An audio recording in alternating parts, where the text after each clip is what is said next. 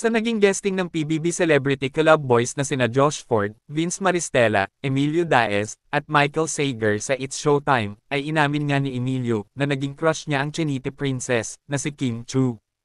Kaya naman, pabirong ang sinabi ni Jong Hilario na si Kim Chu ay di umano'y crush ng mga Gen Z. Di naman natin mapagkakaila ang napaka-fresh at blooming na beauty ni Kimi.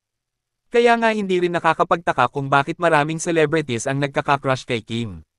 Dagdag pa ng iilang netizens, ang bata niya kasi tingnan. Babyface kasi si Miss Kim. Kasi parang di tumatanda si Kim.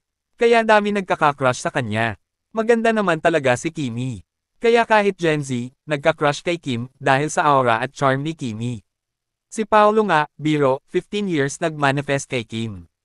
Kahit nagkaroon ng ibang relasyon, but nasa puso pa rin si Kimi. Kaya naniwala akong mahal ni Pao si Kim. Dahil hindi siya sumuko sa paghihintay. At nangyari naman. It was granted by faith and destiny. So happy ang Kim Pao ngayon kahit maraming pagsubok sa kanilang dalawa. Kayo, anong masasabi nyo tungkol dito? Just comment down below.